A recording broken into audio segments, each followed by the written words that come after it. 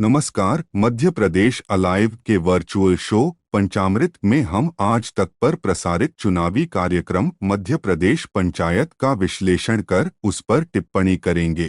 शुरुआत में मुख्यमंत्री शिवराज सिंह चौहान ने कहा, इस मैच की फिनिशिंग तो तय हो गई है और अब तक की सबसे बड़ी जीत मध्य प्रदेश में भारतीय जनता पार्टी हासिल करेगी। पर किस आधार पर आप कह रहे हैं? क्योंकि कांग्रेस पार्टी उधर दावा ठोक रही है कि जीत तो उन्हीं की होगी और किसी के। उनकी किस्मत में दावा ठोकना है। जितनी घोषणा की एक एक पूरी करने की। देखिए, एक तो घोषणा करने का दम मुझ में है, क्योंकि तड़प भी है मध्य प्रदेश के विकास की और जनता के कल्याण की। तो जिसमें तड़प होगी वही तो घोषणा करेगा। हम घोषणा भी करते हैं और घोषणा को पूरा करके भी दिखाते हैं। मैं कहता हूं मेरे पास पैसे की कमी नहीं है, पैसे की व्यवस्था करता हूं। ये तो बहुत आसान काम है। कोई भी मुख्यमंत्री कह दे मैं क्या करूं, मेरे पास पैसा नहीं है। कमलनाथ जी रोते ही रहते थे, मैं क्या करूं, मामा ले गया, मामा खा गया, मेरे पास पैसे ही नहीं है। मैं कहता हूं मेरे पास पैसे की कमी नहीं है। तो विकास के इंफ्रा के सारे काम हो रहे हैं, लेकिन इसके साथ साथ हम जनता के कल्याण पर भी पैसा खर्च कर रहे हैं, क्योंकि हमारे पास पैसा है। मध्य प्रदेश की अर्थव्यवस्था मजबूत है और इसलिए जनता के कल्याण पर भी हम धन खर्च कर रहे हैं। हम जो करते हैं वो भी बताते हैं, और अगर कहीं मुझे समस्या मिल गई तो मैं नई योजना तुरंत बना देता हूं। क्योंकि है काहे के लिए, हम चुनाव का वेट थोड़ी करेंगे। अगर जनता के बीच गए और कोई चीज हमको ध्यान में आई कि ये कठिनाई है जनता की, तो हमारी ड्यूटी है कि उस कठिनाई को हम पूरा करें। और इसलिए मैं जहां जाता हूं, मुझे समस्या मिलती, मैं नई योजना बना देता हूं और उसको लागू भी कर देता हूं। इसलिए तो वो रोते हैं, नारियल फोड़ देता है, घोषणा कर देता है। आजकल तो बड़ा भय का वातावरण है कांग्रेस में कि कोई गारंटी मत दे देना, नहीं तो मामा पहले पूरी कर देगा। और इसलिए अब वो इंतजार कर रहे हैं कि जब आचार संहिता लगेगी तब देखेंगे। मैं तो जहां समस्या देखता हूं तत्काल समाधान निकाल देता हूं। एमपी अलाइव का मानना है कि शिवराज सिंह ने चतुर लहजे में कहा कि कांग्रेस पार्टी ने और गारंटियां देना इस डर से बंद कर दिया है कि मामा उसे तुरंत लागू कर देगा। बौद्धिक संपदा की चोरी जैसा कोई एहसास ही नहीं। यह सच है कि चौहान ने सामाजिक सुरक्षा एवं विकास के अनेकों कार्य किए हैं, किंतु प्रगति तथा लोक कल्याण के मामले में फिसड्डी रहे हैं। नेता प्रतिपक्ष कमलनाथ का कहना था, ये चुनाव जो अगले 3 महीनों में है, ये मध्य प्रदेश के भविष्य का है। मध्य प्रदेश के मतदाता के सामने प्रदेश की तस्वीर है और वो तस्वीर अपने सामने रखते हुए वो मध्य प्रदेश के भविष्य का फैसला करेंगे। बहुत परिवर्तन हुआ है राजनीति में। ये परिवर्तन हमें समझना है कि पिछले सालों में कितना राजनीति में परिवर्तन हुआ है। राजनीति आज बहुत स्थानीय हो गई है और ये स्थानीय राजनीति ही मैं समझता हूं सबसे ज्यादा प्रभावित करेगी आगे आने वाले चुनाव। मैं सौदा करने को तैयार नहीं था। मैं सौदा कर लेता, हमारी सरकार बच जाती। मेरे पास तो विधायक आते थे कि हमें आज 5 करोड़ मिले। मैंने कहा मौज करो, मैं सौदे से कुर्सी पर नहीं बैठूंगा। और मैंने कहा मैं सौदा किसी से नहीं करूंगा। आप बुलडोजर को राजनीतिक हथियार नहीं बना सकते।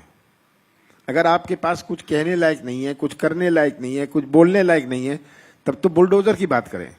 तो मैं तो कह रहा हूं बुलडोजर अभी खूब चलेगा अगले 3 महीने। देखिएगा, बीजेपी जनता, मध्य प्रदेश की जनता बुलडोजर चलाएगी बीजेपी पर। एजेंडा है कि इस सरकार को, भारतीय जनता पार्टी को बड़ी प्यार से विदा करेंगी मध्य प्रदेश की जनता। एमपी अलाइव के मतानुसार कांग्रेस नेता कमलनाथ का यह कहना कि उनकी सरकार को चुराना एक पाप था और जनता इस बार बुलडोजर चलाएगी। एमपी अलाइव के अनुसार पाप की सजा ईश्वर देगा और कुप्रशासन का प्रतिसाद जनता करेगी। आप केवल इतना बताएं कि आप और कांग्रेस पार्टी क्या करेंगे। केंद्रीय मंत्री प्रहलाद सिंह पटेल ने कहा, कमलनाथ जी की सरकार थी 1.5 साल में। आंकड़े झूठ नहीं बोलते। कमलनाथ हो, कांग्रेस हो, वो जवाब दें आपके चैनल पर आकर दें कि जब आप सरकार में थे तो जल जीवन मिशन की योजना को आपने शुरू क्यों नहीं होने दिया। पैसा था, भारत सरकार ने 561 करोड़ रुपया दिए थे। तो मुझे लगता है कि ये चीजें तो देखनी पड़ेगी कि विकास आपने क्यों रोका। आम आदमी के इस अधिकार को रोकने की गलती, ये अपराध कांग्रेस ने किया। एमपी अलाइव के अनुसार प्रहलाद पटेल ने सनातन के सम्मान की बात की। साथ ही यह कहा कि डबल इंजन सरकार की वजह से कार्यशैली में आमूलचूल परिवर्तन हुआ है। एक तरफ भाजपा के सभी राष्ट्रीय नेताओं का मध्य प्रदेश के मैदान में उतरना, वही दूसरी ओर कांग्रेस का पूर्णतः स्थानीय नेताओं पर निर्भर रहना दो विपरीत रणनीतियों का संकेत है। कांग्रेस नेता सुरेश पचौरी ने कहा, डबल इंजन की सरकार है, दोनों इंजन फेल हो चुके हैं। मैं इशारा कर रहा हूं भाजपा की केंद्र सरकार की तरफ, मैं इशारा कर रहा हूं मध्य प्रदेश में भाजपा की राज्य सरकार की ओर। मैं उपसंहार बता देता हूं, बॉटम लाइन, मध्य प्रदेश में कांग्रेस की सरकार बनने जा रही है। हमें बहुत सजगता के साथ, गंभीरता के साथ हम इस चुनाव में जाएंगे और अंततः हमें विजयश्री मिलेगी। एमपी अलाइव का मत है कि सुरेश पचौरी के अनुसार शिवराज ने हर घर से एक व्यक्ति को रोजगार देने की बात की थी, जो कि पूरी नहीं हुई। एमपी अलाइव की रिसर्च कहती है कि सरकार ने रोजगार के आंकड़े देना बंद कर दिया है और यदा कदासी एमआई के आंकड़े गिना देती है, जबकि 40 लाख से अधिक बेरोजगार फाइलों में दर्ज है। भाजपा अध्यक्ष वीडी शर्मा ने कहा, यो भाजपा कहती है उसे करती है। माननीय प्रधानमंत्री नरेंद्र मोदी जी का आशीर्वाद और इसने मध्य प्रदेश को है, हम सब लोगों को है, और इसलिए चित्रा जी हमने कहा मध्य प्रदेश के मन में मोदी और मोदी जी के मन में मध्य प्रदेश। प्रधानमंत्री जी ने कहा था दुनिया का सबसे बड़ा दल भारतीय जनता पार्टी बना है, तो उसमें मध्य प्रदेश के संगठन का बड़ा योगदान है। एमपी अलाइव का मानना है कि वीडी शर्मा का यह कथन खास मायने नहीं रखता है कि कमलनाथ सरकार ने भाजपा सरकार की योजनाएं बंद की। सभी सरकारें पिछली सरकारों की कुछ योजनाएं बंद करती है और अपनी नई योजनाएं लाती है। कांग्रेस नेता जीतू पटवारी ने कहा, देश का पहला राज्य है मेरा जिसमें सबसे ज्यादा कर्ज पर व्यक्ति तो है ही, पर प्रदेश भी कर्जदार है और उसके रिफ्लेक्शन सारे क्षेत्रों में होते हैं और उसी की एंटी इनकम्बेंसी चिल्ला चिल्ला के बोल रही है। जिस दिन चुनाव होंगे, सरकार चूंकि मध्य प्रदेश में कांग्रेस की थी, जो लूट के भारतीय जनता पार्टी ने वापस अपने कब्जे में ली है, जनता छीनने वाली हो सरकार को, और जब जनता सरकार छीनने पे आ जाती है तो मैं समझता हूं, आपने तो आपके जर्नलिज्म में कई सैकड़ों उदाहरण देखे होंगे, मध्य प्रदेश भी उसमें से एक होगा। पर भारतीय जनता पार्टी क्या कर रही है, कितना भी बोले, कितना भी चिल्लाए, कितने भी इवेंट की सरकार चला ले, पर जो करप्शन का उन पे टैग लग चुका है, 50% करप्शन कि मेरी सरकार, बीजेपी की सरकार, प्रदेश की सरकार, वो अब निकलने वाला नहीं। इस साल हर महीने 1000 करोड़ रुपया, 2000 करोड़ रुपया, 3000 करोड़ रुपया हर महीने कर्ज, इसलिए कि मेरे को लाडली बहना के इवेंट करने हैं। आप शहीद कभी विचार किया, पिछले जमाने में कहते थे उधार का घी पियो, ये मेरे मुख्यमंत्री उधार का घी नहीं पीते हैं, मेरे मुख्यमंत्री उधार लेके अय्याशी करते हैं। आप ये देखो कि ये इवेंट होता है 10 करोड़ रुपए में एक इवेंट, जिसमें शिवराज जी रैंप पे चलते हैं, भाषण देते हैं, घूमते हैं, इधर जाते हैं, उधर जाते हैं, उसका खर्चा 10 करोड़ रुपए आता है। मेरे प्रश्न के उत्तर में सरकार ने दिया है। अब वो 10 करोड़ रुपए आता कहां से? कोई सरकार का नया इवेंट तो है नहीं कि उनको पैसा जनरेट कर रहे हैं और ये इवेंट हो रहा है, कर्ज ले रहे हैं और इवेंट कर रहे हैं क्योंकि वोट लेना है। एमपी अलाइव के अनुसार जीतू पटवारी का कहना कि किसी तरह का कानून बने ताकि सरकार दोबारा इस तरह से न गिराई जा सके तभी सार्थक होगा जब वे आने वाले समय में दल विघटन कानून की पहल करें, जिसमें इस तरह के दल बदलुओं को उस कार्यकाल में अव्वल तो चुनाव लड़ना प्रतिबंधित हो, यदि हो भी तो स्वतंत्र रूप से, और मंत्री तो किसी हाल में न बनाए जाएं। मध्य प्रदेश सरकार में मंत्री विश्वास सारंग की राय में कि हम जीतेंगे और प्रचंड बहुमत से जीतेंगे, कि जो विकास की गाड़ी हम लेके चले थे 15 महीने की कमलनाथ जी की सरकार में, वो रुक गई। उसको हम वापस, जो डिरेल हुई थी ट्रेन हमारी, उसको फिर से हम पटरी पर लेके आए। और चाहे आर्थिक अनुशासन की हम बात करें, आप बजट पर बात करिए, पर कैपिटल इनकम की बात करिए, जीडीपी की बात करिए, आर्थिक अनुशासन की बात करिए, सुशासन की बात करिए, तो भारतीय जनता पार्टी की सरकार ने हर स्तर पर काम किया। देखिए, विश्वास जी की फाइलों में गांव का मौसम गुलाबी है, ये आंकड़े झूठे हैं, ये दावे किताबी हैं। आप जो दावे करते हैं कि मध्य प्रदेश ने बहुत प्रगति कर ली, तो मैं पूछना चाहता हूं कि 80 लाख बीपीएल कार्ड कैसे मध्य प्रदेश में? अभी आपने कहा कि 1 करोड़ 25 लाख बहनों को हम 1250 रुपए दे रहे हैं। उसका क्राइटेरिया तो बताइए मध्य प्रदेश में। वो बहनें जो गरीबी रेखा के साथ रहने के लिए बाध्य हैं, वो परिवार, उन लोगों को 1250 रुपए भारतीय जनता पार्टी की सरकार दे रही है। इसका अर्थ यह हुआ कि 4 से 5 करोड़ लोग गरीबी रेखा के नीचे अगर मध्य प्रदेश में रह रहे हैं, तो फिर ये संसाधन भ्रष्टाचार की भेंट चढ़ने के बाद ही होता है कि ऐसी परिस्थितियां निर्मित हो। एमपी अलाइव का मत है कि विश्वास सारंग ने महिलाओं के लिए बनी योजनाओं का जिक्र किया। अभय दुबे ने सरकार के बजट डॉक्यूमेंट से ही दिखाया कि महिलाओं की कई योजनाओं को एकजाही कर अंतिम 4 महीनों के लिए नई योजनाएं घोषित कर दी। मध्य प्रदेश अलाइव का मत है कि आंकड़ों की पारदर्शिता के बगैर आंकड़ों की बाजीगरी अवश्यंभावी है। केंद्रीय मंत्री ज्योतिरादित्य सिंधिया का मत था, आज 18 वर्षों में उस मध्य प्रदेश को एक बेमिसाल राज्य में परिवर्तित करने का काम भारतीय जनता पार्टी ने किया है। पर कैपिटा इनकम की हम बात करें, 11,000 पर कैपिटा इनकम 2003 में थी। आज 1,41,000 रुपए per capita income Madhya Pradesh की बन गई है, करीब 12 गुना।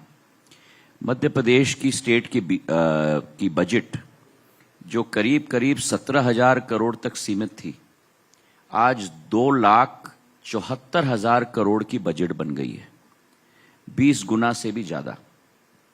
मध्य प्रदेश की जीडीपी जो 71,000 करोड़ की थी, आज 13,22,000 करोड़ की जीडीपी बन गई है। एमपी अलाइव के मतानुसार ज्योतिरादित्य सिंधिया ने आंकड़ों के माध्यम से 2003 एवं 2023 के बीच हुई प्रगति को अभूतपूर्व बताया। राहुल कंवल के यह कहने पर कि यह तो सभी राज्यों में होता है, विशेष क्या है, तो वे संतोषजनक जवाब नहीं दे पाए।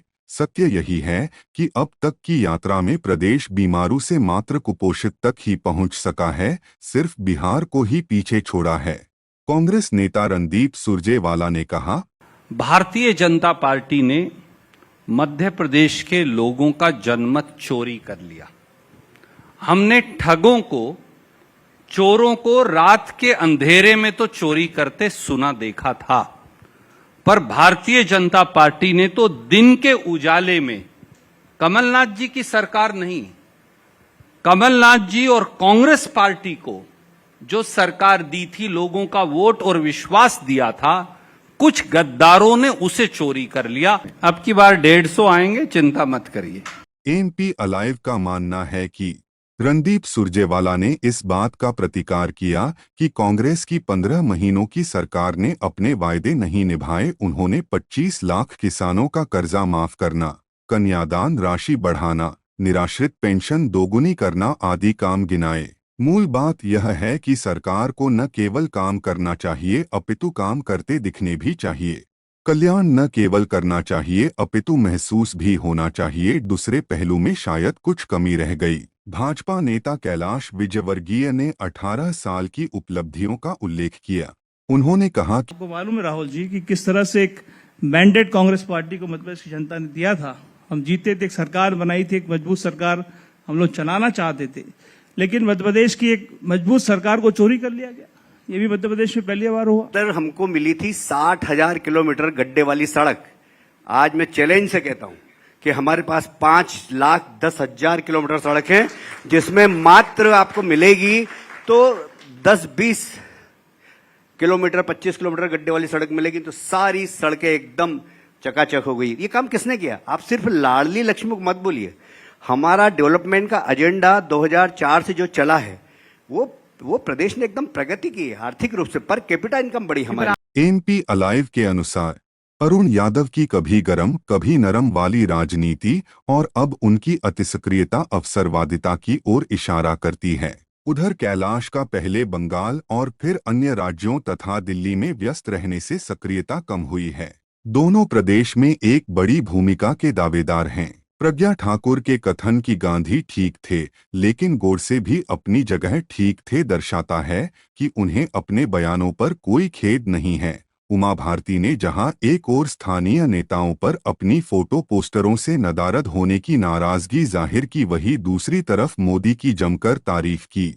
दिग्विजय सिंह की कमी खली, उन्हें संभवतः रणनीति के तहत दूर रखा गया। वे मीडिया मंचों पर आने की बजाय जहां उनकी बात संपादित की जा सकती हो या तोड़ मरोड़ कर पेश की जाए, सीधा संवाद सोशल मीडिया के माध्यम से करना पसंद करते हैं।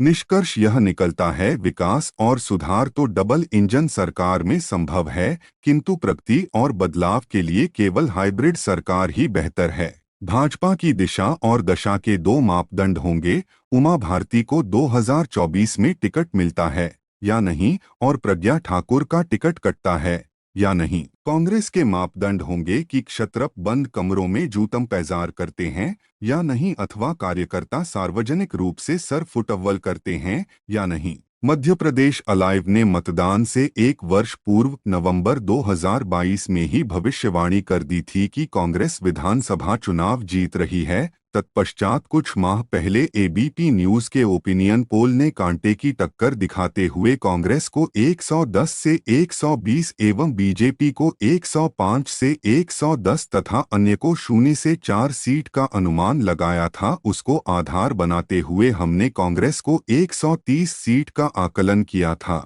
आउटलायर डाटा एवं बुद्धिजीवी व्यू का इस्तेमाल करते हुए। चूंकि उसके बाद कोई अन्य बड़ा ओपिनियन पोल नहीं आया है, अतः हम उसी संख्या पर कायम हैं। जो 2 अन्य ओपिनियन पोल सामने आएंगे, हमारा आंकड़ा भी तदनुसार बदलेगा, लेकिन पलटेगा नहीं। चाहे सभी ओपिनियन पोल विपरीत दिशा में चल पड़ें, यानी कांग्रेस की जीत पर हम कायम हैं, मात्र संख्या में हेर फेर हो सकता है। इसी के साथ हमारा वर्चुअल शो पंचामृत समाप्त होता है। आपका दिन शुभ हो। नमस्कार।